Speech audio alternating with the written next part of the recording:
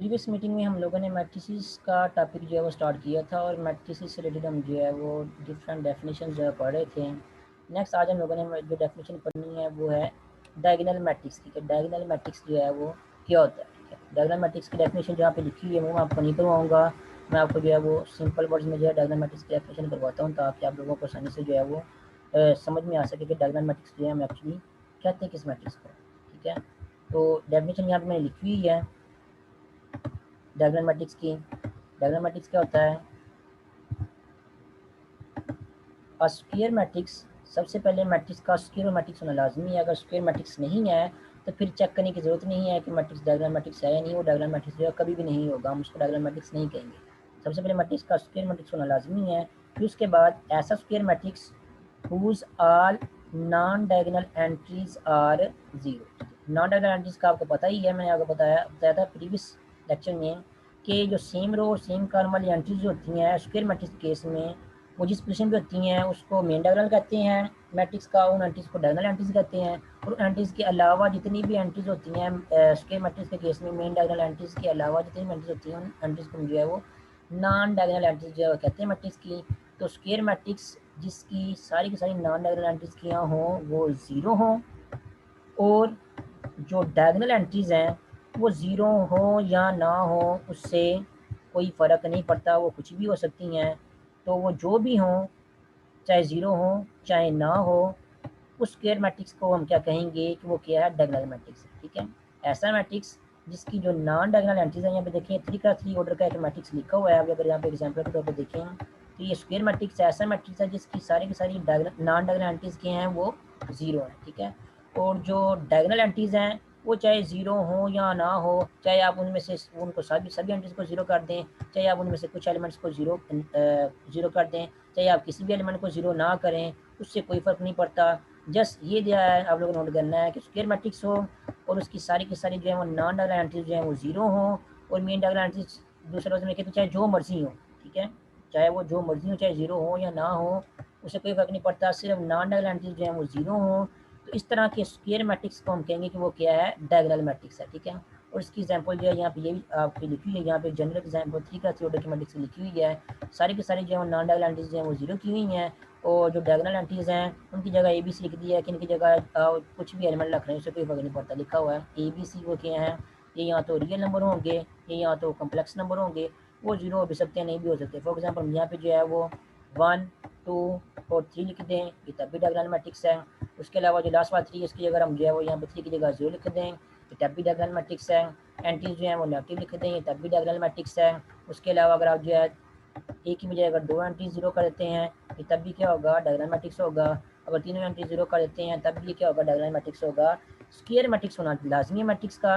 ये जो non diagonal entries हैं इनका जीरो होना लाजमी है। जो डायगोनल वाली एंट्रीज हैं ये चाहे जो मर्जी हो, आप जो मर्जी एंट्रीज लिखते हैं इनकी जगह कोई फ़र्क नहीं पड़ेगा, आपका जो मैट्रिक्स बन जाएगा वो क्या बन जाएगा, वो डायगोनल मैट्रिक्स जो है वो बन जाएगा। ठीक है, तो ये थी डायगोनल मैट्रिक्स की डेफिनेशन जो मैंने अपनी जो है वो सिंपल वर्डिंग में यहाँ पे लिखी हुई है। आप लोगों ने जो है वो इसी को जो है वो क्या कहते हैं वो याद कर लेना है, या याद रखने में भी आसान है ये वाली डेफिनेशन, और समझने में भी जो है वो आसान है। तो ये वाली डेफिनेशन जो आप लोगों ने जो है वो कर लेनी है डायगोनल मैट्रिक्स के केस में। ठीक है, इसके अलावा आप जनरल फॉर्म में भी जो है वो डायगोनल मैट्रिक्स को डिफाइन कर सकते हैं। अगर आपके पास कोई स्क्वायर मैट्रिक्स है, लेट्स से अगर आपके पास एक मैट्रिक्स है ए इज इक्वल टू ए आई जे कोई भी एक जनरल मैट्रिक्स है, लेकिन ऐसा मैट्रिक्स है जो कि स्क्वायर मैट्रिक्स है। ठीक है, तो जब भी मैट्रिक्स इस तरह लिखा हुआ हो ए आई जे की फॉर्म में और इसके नीचे यहाँ पे जो है ऑर्डर ना लिखा हुआ हो, उसका मतलब ये होता है कि हम जो है वो जनरली स्क्वायर मैट्रिक्स की बात कर रहे हैं। ठीक है, यहाँ पे मैं लिख देता हूँ चाहे आप लोग समझाने के लिए। एक मैट्रिक्स है, ये किसका ऑर्डर क्या है, इसका ऑर्डर जो है in general N cross n है। ठीक है,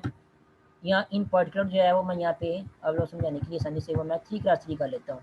ठीक है, इसका ऑर्डर क्या है, इसका ऑर्डर क्या है 3x3। एक जनरल मैट्रिक्स है जिसका 3x3 है, और ये ए आई जे क्या कर रहा है, ए आई जे इस मैट्रिक्स की सारी एंट्रीज को जो है वो रिप्रेजेंट कर रहा है। तो अगर मैं यहाँ पे लिख दूँ कि ए आई जे जो है वो क्या है, वो ज़ीरो है, इसका मतलब ये है कि मैट्रिक्स की सारी एंट्रीज जो है वो क्या है, ज़ीरो है। ठीक है, क्योंकि ए आई जे मैट्रिक्स की सारी एंट्रीज को रिप्रेजेंट कर रहा है। लेकिन अगर मैं यहाँ पे लिखूँ ए आई जे ज़ीरो है, लेकिन ज़ीरो कब है, जब आई जो है वो नॉट इक्वल टू जे हो।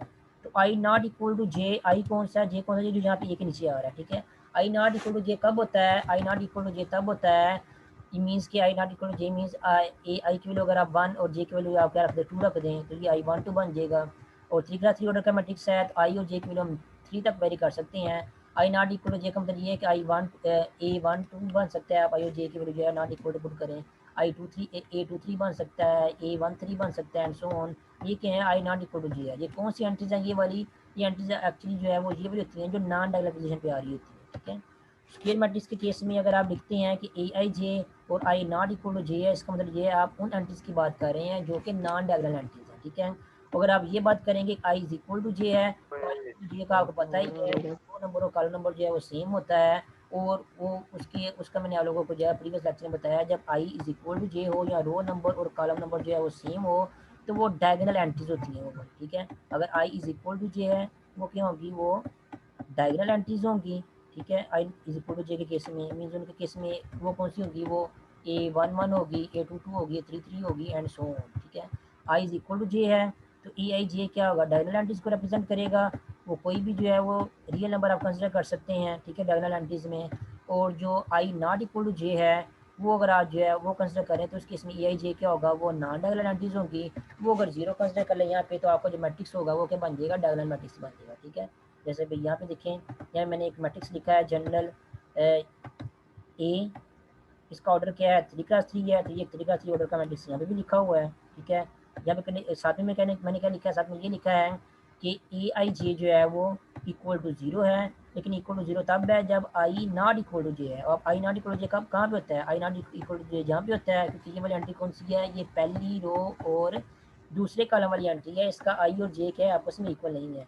और आई नॉट इक्वल टू जे इस केस में भी होता है क्योंकि ये पहली रो और तीसरे कॉलम वाली एंट्री है। इस तरह आई नॉट इक्वल टू जे यहाँ पे भी होता है, यहाँ पे भी होता है, यहाँ पे भी होता है और यहाँ पे भी होता है। और इन शॉर्ट जो नॉन डायगोनल एंट्रीज होती हैं उनके केस में आई और जे क्या होते हैं? स्क्वायर मैट्रिक्स के केस में आपस में इक्वल नहीं होते। ठीक है, तो अगर आप ये कह दें आई नॉट इक्वल टू जे है और ए आई जे जो बन रहे हैं या जो नॉन डायगोनल एंट्रीज बन रही हैं आई नॉट इक्वल टू जे के केस में वो सारी क्या है? जीरो हैं।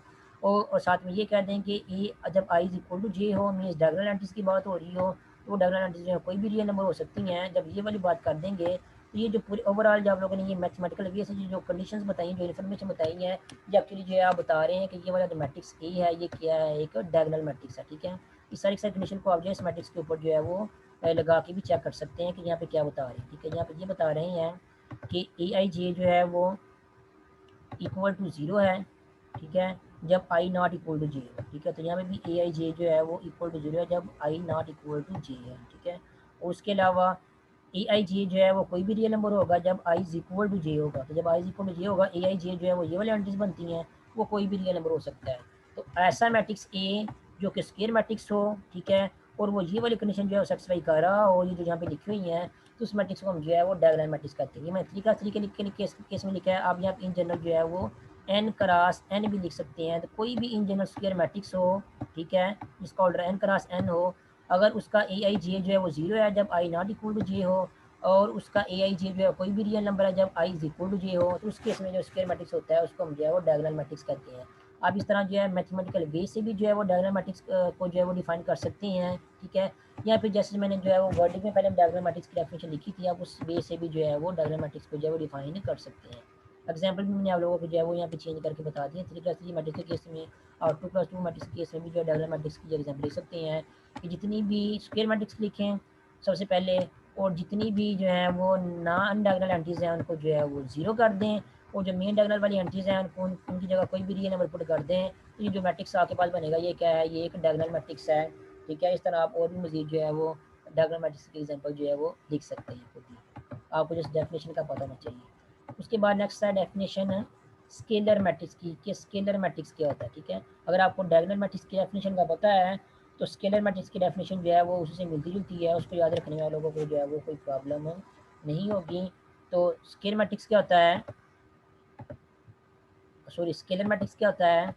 स्क्वायर मैट्रिक्स, याद रखें यहाँ पे भी स्क्वायर मैट्रिक्स का वर्ड जो है वो यूज़ कर रहे हैं। तो स्केलर मैट्रिक्स के लिए भी आपके मैट्रिक्स का स्क्वायर मैट्रिक्स होना जो है वो लाजमी है। उसके बाद वो तभी आप चेक करेंगे। अगर स्क्वायर मैट्रिक्स नहीं है तो फिर आपका मैट्रिक्स जो है वो स्केलर मैट्रिक्स नहीं है, आप वहीं पे छोड़ दें अपने क्वेश्चन को, या वहीं पे बता दें हमारा मैट्रिक्स जो है वो स्केलर मैट्रिक्स नहीं है। ठीक है, अगर स्क्वायर मैट्रिक्स है तो फिर चेक करें कि स्केलर मैट्रिक्स की कंडीशन सेटिस्फाई होती है नहीं। कंडीशन क्या है? Square matrix of order n in which each element of the main diagonal is one and the same non zero number. ठीक है, ऐसा स्क्वायर मैट्रिक्स जिसमें मेन डायगोनल में जो एलिमेंट आ रहा है वो कोई फिक्स जो है वो नॉन ज़ीरो नंबर जो है वो होना चाहिए। ठीक है, यहाँ पे लिखा हुआ है one and the same non zero number. ठीक है, वन एंड दी सेम का मतलब ये नहीं कि ये वाला वन की बात हो रही है। ठीक है, ये वाले वन की बात नहीं हो रही।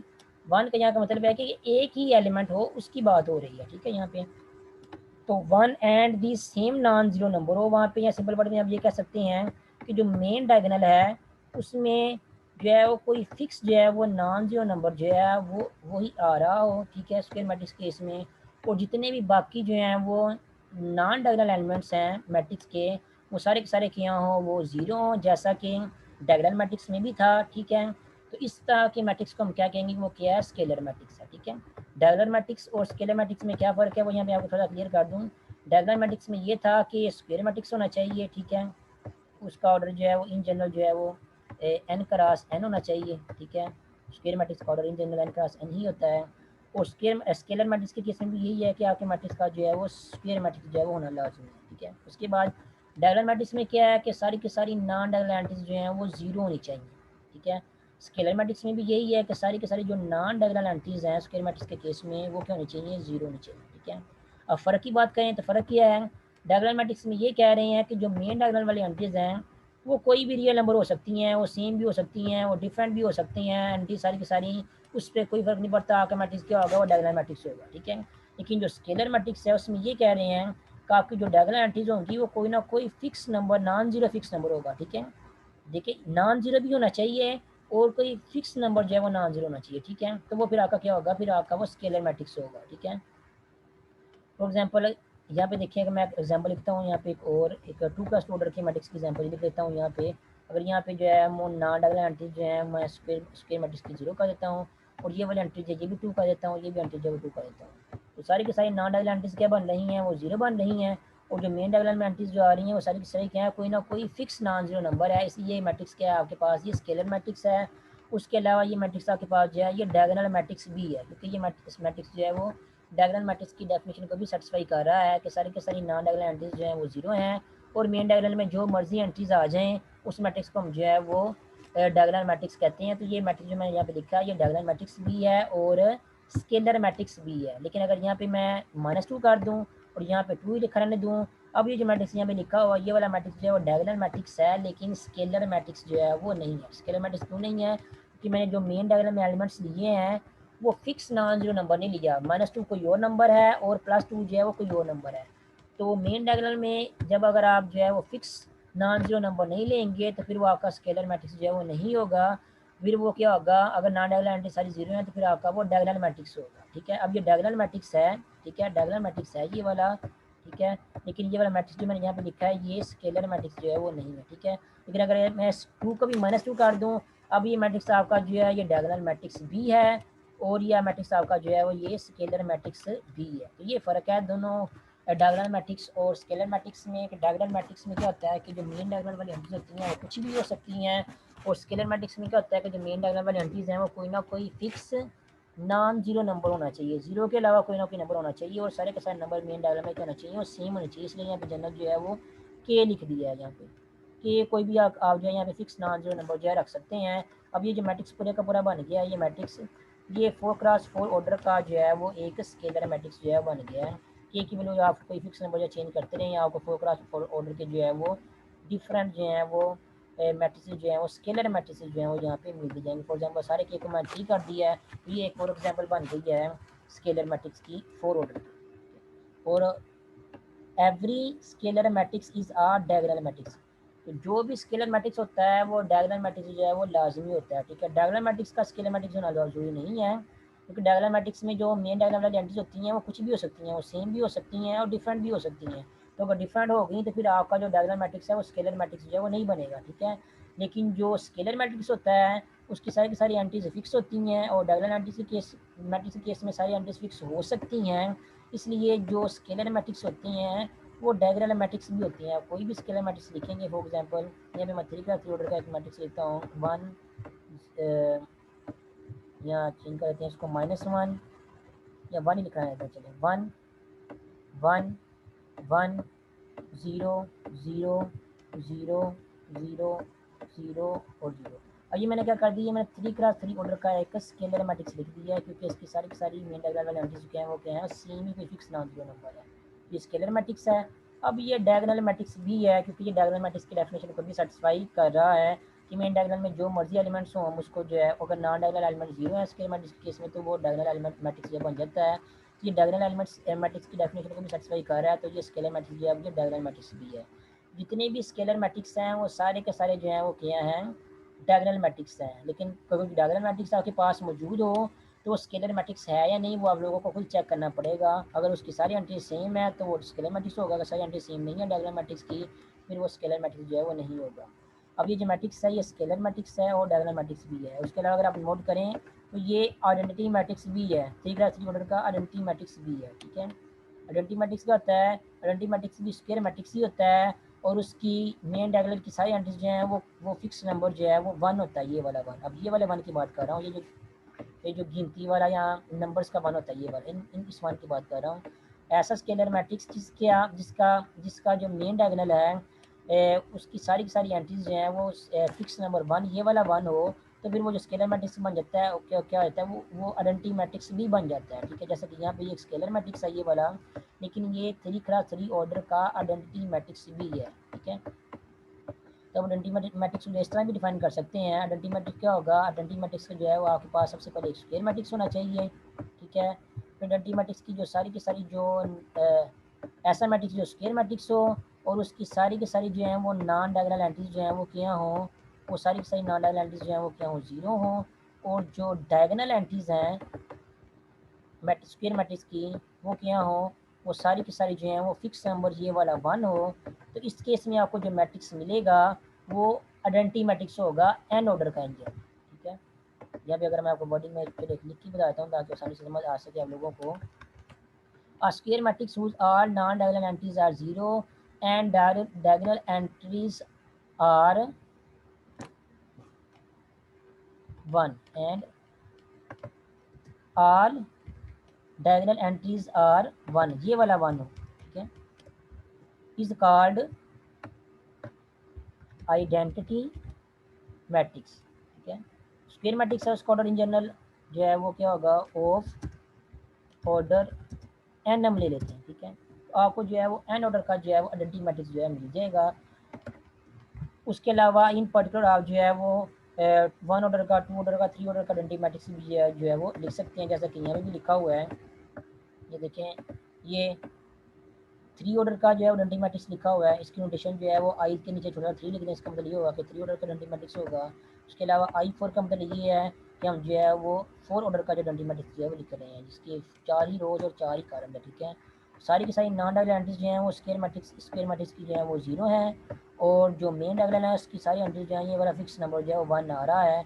इस तरह का ये जो स्क्वायर मैट्रिक्स होगा उसको हम आइडेंटिटी मैट्रिक्स कहेंगे। अब ये जो आइडेंटिटी मैट्रिक्स है ये एक्चुअली स्केलर मैट्रिक्स भी है, क्योंकि आइडेंटिटी मैट्रिक्स जो है वो स्केलर मैट्रिक्स की डेफिनेशन को भी सेटिस्फाई करता है। स्केलर मैट्रिक्स की डेफिनेशन यही है कि सारी की सारी नॉन डायगोनल एंट्रीज 0 हो स्केलर मैट्रिक्स की, और जो मेन डायगोनल है उसमें कोई ना कोई फिक्स नॉन जीरो नंबर होती है। कोई फिक्स नॉन जीरो नंबर आ रहा है वो अलग बात है कि 1 नहीं आ रहा है, लेकिन फिक्स नॉन जीरो नंबर आ रहा है।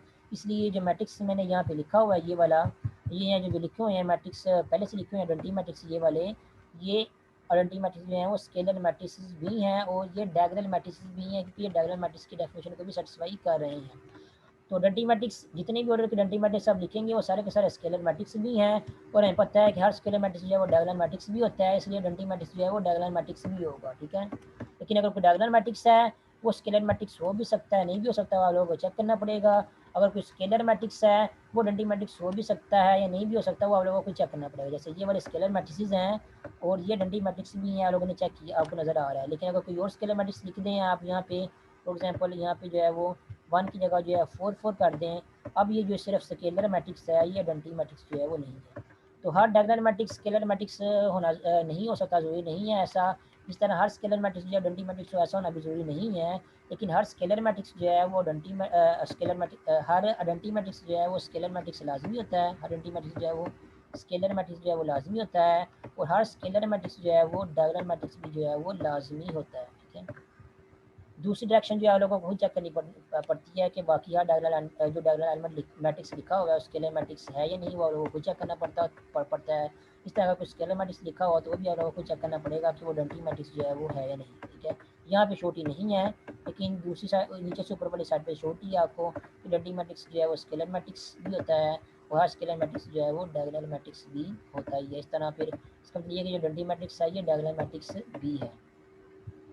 उसके बाद नेक्स्ट है अलजेब्रा मैट्रिसेस। तो उनकी डेफिनेशन हम पढ़ते हैं। डेफिनेशन पहले आ रही है यहाँ पे इक्वलिटी ऑफ मैट्रिसेस की, कि दो मैट्रिसेस जो है आपस में इक्वल कब होते हैं, ठीक है। दो मैट्रिसेस आपस में इक्वल तब होंगे, फॉर एग्जाम्पल दो मैट्रिसेस आपके पास, एक मैट्रिक्स आपके पास ए है और दूसरा मैट्रिक्स जो है आपके पास बी है। तो दो मैट्रिसेस आपके पास जो है इक्वल तब होंगे जब उनका जो है वो ऑर्डर जो है वो आपस में इक्वल होगा, ठीक है। ऑर्डर मैं यहाँ पे लिखी आपको बताता हूँ, वर्डिंग में यहाँ पे थोड़ा सा मुश्किल वे में लिखा हुआ है, आप लिख के बताता हूँ, आप लोग आसानी समझ आ सके। Two matrices, let's say A and B are said to be equal if they have same order and their corresponding entries are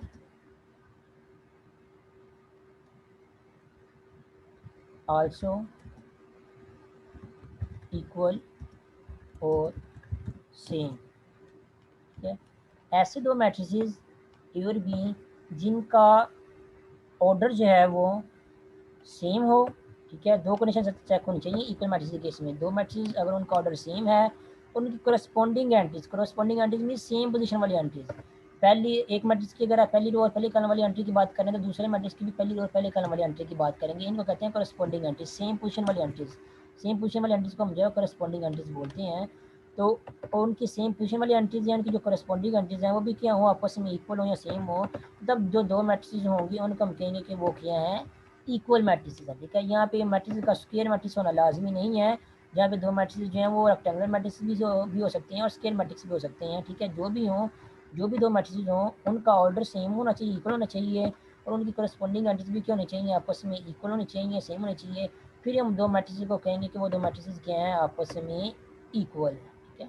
दो मैट्रिक्स ए और बी आपस में इक्वल तब होंगे जब उनकी करस्पॉन्डिंग एंट्रीज इक्वल हो, जैसा कि यहाँ पे लिखा हुआ है। दो मैट्रिसेस हैं ए और बी, एक मैट्रिक्स ए है और दूसरा मैट्रिक्स क्या है आपके पास बी है, ठीक है। दोनों की ऑर्डर किया है m cross n in general लिया है, ठीक है। M cross n in general ये मीन्स के वो रेक्टेंगुलर मैट्रिक्स भी हो सकता है और स्क्वायर मैट्रिक्स भी हो सकता है। अगर एम और एन आपस में इक्वल नहीं है तो रेक्टेंगुलर मैट्रिक्स होगा, अगर एम और एन आपस में इक्वल है तो वो स्क्वायर मैट्रिक्स होगा। तो जनरली बात हो रही है यहाँ पे दो सेम ऑर्डर के मैट्रिक्स जो हैं ए और बी आपस में क्या होंगे, इक्वल तब होंगे अगर उनकी जो करस्पॉन्डिंग एंट्रीज हैं E I J is equal to B I J, ठीक है, for each I and for E J, ठीक है। मीन्स के सेम पोजीशन वाली जो एंट्रीज हैं वो क्या होनी चाहिए, आपस में इक्वल होनी चाहिए। तो फिर उस केस में फिर क्या होगा, हम दोनों मैट्रिक्स ए और बी एन को कह देंगे कि वो क्या है, आपस में इक्वल, ठीक है। फॉर एग्जांपल अगर यहाँ पे मैं एक मैट्रिक्स लिखता हूँ, एक मैट्रिक्स है 2+2 का, उसकी एंट्रीज है 2 2 और 1 और 0, और दूसरा मैट्रिक्स मैं यहाँ पे लिखता हूँ, यहाँ पे ये वाला 2 2 माइनस अयोटा का स्क्वायर और 0। अब ये दोनों मैट्रिसेस क्या हैं, ये आपस में इक्वल है। क्यों इक्वल हैं आप नोट कर सकते हैं कि दोनों की करस्पॉन्डिंग एंट्री, इसकी पहली रो और पहले कॉलम वाली एंट्री 2 है, इसकी भी 2 है। इसकी पहली रो और दूसरे कॉलम वाली एंट्री 2 है, इसकी भी 2 है। इसकी पहली रो और सॉरी दूसरी रो और पहले कॉलम वाली एंट्री 1 है, तो इसकी दूसरी रो और पहले कॉलम वाली एंट्री क्या है, ओटा माइनस ओटा का स्क्वायर है। तो माइनस ओटा का स्क्वायर क्या होता है, हमें पता है ओटा का स्क्वायर जो है वो -1 की इक्वल होता है। तो माइनस इंटू ओटा का स्क्वायर क्या बन जाएगा, माइनस इंटू -1 बन जाएगा, और ये क्या बन जाएगा, 1 बन जाएगा। इसकी भी जो है वो दूसरी रो और पहले कॉलम वाली एंट्री क्या है वो एक्चुअली क्या है, वो 1 नहीं है, ठीक है। नाम उसकी जो है वो शेप थोड़ी सी चेंज की हुई है, लेकिन वो एक्चुअली है क्या है, वो एक्चुअली माइनस ओटा का स्क्वायर एक्चुअली क्या है, वो एक्चुअली 1 ही है। इसकी भी जो है वो दूसरी रो और पहले कॉलम वाली एंट्री क्या है, वो 1 नहीं है। तो ये भी दोनों क्या आपस में इक्वल हैं, देख सकते हैं यहाँ पे मैंने जब सॉल्व किया तो मैंने इक्वल का सिंबल ही लगा रहा हूँ यहाँ पे। ठीक है, यहाँ पे देखें ये भी इक्वल का सिंबल लगाया हुआ है, ये भी इक्वल का सिंबल लगाया हुआ है। तो करस्पॉन्डिंग एंटीज आपस में इक्वल होनी चाहिए, ठीक है, ये नहीं कि दिखने में सेम होनी चाहिए, इक्वल होनी चाहिए। ये वाली बात मैंने डेफिनेशन में की थी। तो ये 1 जो है माइनस जोटा की इक्वल ही होता है, तो ये भी आपस में इक्वल हो गए, 0 0 के इक्वल है। तो करस्पॉन्डिंग एंटीज क्या आ रही हैं, आपस में इक्वल ही आ रही हैं, और दोनों मैट्रिसेस का ऑर्डर जो है वो भी सेम है, दोनों 2+2 ऑर्डर के मैट्रिसेस हैं। इसलिए जो मैट्रिक्स मैंने यहाँ पे जो दो लिखे हुए किए हैं ये इक्वल मैट्रिसेस हैं, ठीक है। उसके अलावा अगर मैं थोड़ी सी यहाँ पे चेंजिंग कर देता हूँ, फॉर एग्जांपल यहाँ पे मैं क्या करता हूँ, इनकी एंटीज को थोड़ा सा चेंज करता हूँ। यहाँ पे लेट्स से यहाँ पे जो माइनस एयोटा का स्क्वायर है उसके नीचे जो है यहाँ पे मैं एक और जो है वो रो लिख देता हूँ, यहाँ पे जो है वो 0 लिख देता हूँ, और इसके आगे जो है यहाँ पे मैं 5 लिख देता हूँ। अब ये जो नया मैट्रिक्स मैंने यहाँ पे लिख दिया है ये वाला, ठीक है, ये वाला ओवरऑल यहाँ से लेकर यहाँ तक ये वाला। अब अगर इस मैट्रिक्स की बात करें तो इस मैट्रिक्स की अगर आप करस्पॉन्डिंग एंट्रीज को देखें तो इस मैट्रिक्स की करस्पॉन्डिंग एंट्री जो है पहली रो और पहले कॉलम वाली एंट्री सेम है, दूसरी रो पहली रो दूसरे कॉलम वाली एंट्री भी सेम है, दूसरी रो और पहले कॉलम वाली एंट्री दूसरी रो और दूसरे कॉलम वाली एंट्री, ये सारी एंट्रीज आपस में क्या है, सेम है। लेकिन जो दूसरा मैट्रिक्स है इसका ऑर्डर जो है वो 3x2 है, और जो पहला मैट्रिक्स है इसका ऑर्डर क्या है, इसका ऑर्डर 2x2 है। तो दोनों मैट्रिसेस के ऑर्डर जो हैं वो आपस में इक्वल नहीं है, इसलिए हम ये नहीं कहेंगे कि दो मैट्रिसेस के आपस में इक्वल है, बल्कि दो मैट्रिसेस आपस में इक्वल नहीं हो, ठीक है। मैट्रिसेस के इक्वल होने के लिए दो कंडीशन सेटिस्फाई होनी चाहिए। एक तो उनका ऑर्डर जो है दो मैट्रिसेस का वो भी आपस में इक्वल होना चाहिए, और उनकी जो करस्पॉन्डिंग एंट्रीज हैं वो भी आपस में इक्वल होंगी। दोनों कंडीशन सेटिस्फाई होंगी तभी मैट्रिसेस को दो मैट्रिसेस को आपस में इक्वल कहेंगे, अदरवाइज हम उनको कहेंगे कि वो आपस में इक्वल नहीं है। तो पहले वाले केस में दोनों मैट्रिसेस के ऑर्डर भी सेम था, उनकी करस्पॉन्डिंग एंट्रीज भी सेम थी, इसलिए वो मैट्रिसेस क्या थे, आपस में इक्वल थे। उनके केस में हम जो है ये चीज़ देखते हैं दोनों मैट्रिसेस आपस में क्या इक्वल हैं। लेकिन ये जो दूसरा केस है ये वाला केस में दोनों मैट्रिसेस क्या है, आपस में इक्वल नहीं है, ठीक है। तो इसमें क्योंकि दोनों कंडीशन जो सेटिस्फाई नहीं हो रही, या आप कह लें कि एक कंडीशन जो है ये वाली सेटिस्फाई नहीं हो रही, उनके ऑर्डर जो है वो सेम नहीं आ रहे, तो ये कंडीशन सेटिस्फाई नहीं हो रही, इसलिए हम कहेंगे कि मैट्रिसेस क्या है, आपस में इक्वल नहीं है। दोनों इकट्ठी ही कंडीशन जो है सेटिस्फाई होनी चाहिए तभी मैट्रिसेस क्या होंगे, आपस में इक्वल होंगे। उसके बाद नेक्स्ट डेफिनेशन है जीरो मैट्रिक्स की, कि जीरो मैट्रिक्स जो है वो क्या होता है। तो कोई भी मैट्रिक्स जिसकी सारी की सारी एंट्रीज जो हैं वो ज़ीरो हों उस मैट्रिक्स को हम जो है वो जीरो मैट्रिक्स कहते हैं। और जीरो मैट्रिक्स को जो है नोटेशन वाइज जो है हम बुक्स में यहाँ पे जो है वो इस नोटेशन से जो है डिनोट किया हुआ है, ये ज़ीरो को जो है बोल्ड करके लिखा हुआ है। तो हम जो है जब अपनी लिखते हुए अब हम नोटेशन यूज़ करेंगे, हम ज़ीरो को बोल्ड इस तरह बोल्ड करने की बजाय हम क्या करेंगे, जीरो मैट्रिक्स के लिए हम जो है वो ओ जो है इंग्लिश का जो कैपिटल लेटर ओ है उसको यूज़ करेंगे। ओ लिखा होगा इसका मतलब ये होगा कि हम जो है वो जीरो मैट्रिक्स की बात कर रहे हैं, ठीक है। उसका ऑर्डर जीरो मैट्रिक्स का कोई भी हो सकता है, m cross n in general जो आपके पास कोई भी मैट्रिक्स हो, अगर उसकी सारी की सारी एंट्रीज जो हैं वो क्या हैं, एवरी एलिमेंट अगर उसका जो है वो जीरो है तो उस मैट्रिक्स को हम कहेंगे वो क्या है, जीरो मैट्रिक्स है, ठीक है। उसके बाद नेक्स्ट है एडिशन ऑफ मैट्रिसेस, के दो मैट्रिसेस को ऐड कैसे करते हैं, ठीक है। तो इक्वालिटी में जैसे मैट्रिसेस के ऑर्डर के ऊपर कंडीशन थी कि दोनों मैट्रिसेस का ऑर्डर अगर सेम हो और करस्पॉन्डिंग एंट्रीज जो है आपस में इक्वल हो, फिर हम मैट्रिसेस को आपस में इक्वल करते हैं। एडिशन ऑफ मैट्रिसेस के केस में भी ऑर्डर जो है वो उसका जो है वो ध्यान में रखना लाजमी है कि दो मैट्रिसेस को आप ऐड तब ही कर सकते हैं जब उन दो मैट्रिसेस का ऑर्डर जो है वो सेम है, ठीक है, या उन दोनों मैट्रिसेस में same number of rose and same number of columns हो, तभी आप दो मैट्रिसेस को आपस में ऐड कर सकते हैं, अदरवाइज आप दो मैट्रिसेस को आपस में ऐड नहीं कर सकते, ठीक है। दोनों मैट्रिसेस रेक्टेंगुलर मैट्रिसेस भी हो सकती हैं, स्क्वायर मैट्रिसेस भी हो सकती हैं, कोई फ़र्क नहीं पड़ता, लेकिन दोनों ही मैट्रिसेस का अगर ऑर्डर सेम है तभी आप जो है दो मैट्रिसेस को जो है आपस में ऐड कर सकते हैं। और ऐड किस तरह करना है आप लोगों ने, दोनों मैट्रिसेस की जो एंट्रीज हैं इन जनरल एंट्रीज एक पहले मैट्रिक्स की ए आई जी है, दूसरी मैट्रिक्स की एंट्रीज जो है बी आई जी हैं। दोनों मैट्रिक्स की एंट्रीज को इस तरह ऐड करना है, तो ये क्या हो रहा है, ये करस्पॉन्डिंग एंट्रीज जो है आपस में ऐड हो रही है, ठीक है। फॉर एग्जांपल मैं एक मैट्रिक्स यहाँ पे लिखता हूँ 1 और 2, ये कौन कितने ऑर्डर का मैट्रिक्स है, ये 2 रोज और 1 कॉलम है, 2x1 ऑर्डर का मैट्रिक्स है। और एक मैट्रिक्स जो है मैं यहाँ पर लिख देता हूँ -1 और 2, तो ये भी 2 रोज और 1 कॉलम वाला मैट्रिक्स है। तो इन दोनों मैट्रिसेस का ऑर्डर क्या है, सेम ही है, इसलिए इन दोनों मैट्रिसेस को हम आपस में ऐड कर सकते हैं। ऐड किस तरह करना है, उनकी करस्पॉन्डिंग एंट्रीज को जो है आपने क्या कर देना है, आपस में ऐड कर देना है। सेम पोजीशन वाली एंट्रीज को आपने क्या कर देना है, आपस में ऐड कर देना है। तो 1 को -1 में ऐड करेंगे तो आंसर क्या आ जाएगा, यहाँ पे 0 आ जाएगा। 2 को 2 में ऐड करेंगे तो आंसर यहाँ पे क्या आ जाएगा, 4 आ जाएगा। तो ये आपको मिल गया इन दो मैट्रिसेस की एडिशन का आंसर जो है वो आपको मिल गया। इस तरह जो है दो मैट्रिसेस की सब्ट्रैक्शन भी जो है वो कर सकते हैं। उसके लिए भी दोनों मैट्रिसेस के ऑर्डर का जो है वो सेम होना लाजमी है। यहाँ पे प्लस की बजाय अगर मैं यहाँ पे जो है वो माइनस का सिंबल लगा दूँ तो एक मैट्रिक्स में से दूसरे मैट्रिक्स को माइनस किस तरह करेंगे, उनकी करस्पॉन्डिंग एंट्रीज को माइनस करना है। लेकिन याद रखना कि जो मैट्रिक्स लेफ्ट में लिखा हुआ है उसकी ये इस वाली एंट्री में से ये वाली एंट्री को माइनस करना है। ये नहीं करना कि इस -1 में से आप क्या करें, इस मान को माइनस कर दें, नहीं। पोजीशन को आप लोगों ने जो है वो ध्यान में रखना है। जो लेफ्ट में लिखा हुआ है उसमें से आपने जो है वो राइट वाले मैट्रिक्स की एंट्री को जो है वो माइनस करना है। तो 1 में से जब हम जो है वो -1 को जो है वो माइनस करेंगे तो ये बन जाएगा आपके पास 1 + 1। और 1 + 1 किसकी जरूरत है, ये 2 की जरूरत है, तो ये इसका आंसर किया जाएगा। और इस 2 में से जब हम जो है वो इस 2 को माइनस करेंगे तो यहाँ पे आंसर आपके पास क्या आ जाएगा, 0 आ जाएगा। तो ये दो मैट्रिसेस की जो है वो सब्ट्रैक्शन भी हो गई है। तो एडिशन और सब्ट्रैक्शन दोनों के लिए जो है वो मैट्रिसेस के ऑर्डर का सेम होना लाजमी है। एडिशन और सब्ट्रैक्शन कैसे करते हैं, करस्पॉन्डिंग एंट्रीज को आपस में ऐड करते हैं, या एक मैट्रिक्स की सब्ट्रैक्शन में किसमें क्या करते हैं, एक मैट्रिक्स की करस्पॉन्डिंग एंट्री में से दूसरे मैट्रिक्स की करस्पॉन्डिंग एंट्री को जो है वो माइनस करते हैं। उसके बाद नेक्स्ट है एडिटिव इनवर्स ऑफ मैट्रिक्स के। मैट्रिक्स का एडिटिव इनवर्स क्या होता है, ऐसा मैट्रिक्स जिसको किसी दूसरे मैट्रिक्स में जो है वो ऐड करें और ऐड करने के बाद जो है वो हमारे पास आंसर जो है वो मैट्रिक्स की जो है वो एडिटिव आइडेंटिटी जो कि एक्चुअली क्या होती है, ज़ीरो मैट्रिक्स होता है, वो आ जाए तो फिर हम कहते हैं कि एक मैट्रिक्स क्या है, दूसरे मैट्रिक्स का एडिटिव इनवर्स है। ठीक है, एडिटिव आइडेंटिटी क्या होती है, जीरो मैट्रिक्स जो होता है उसको मैट्रिक्स की एडिटिव आइडेंटिटी कहते हैं।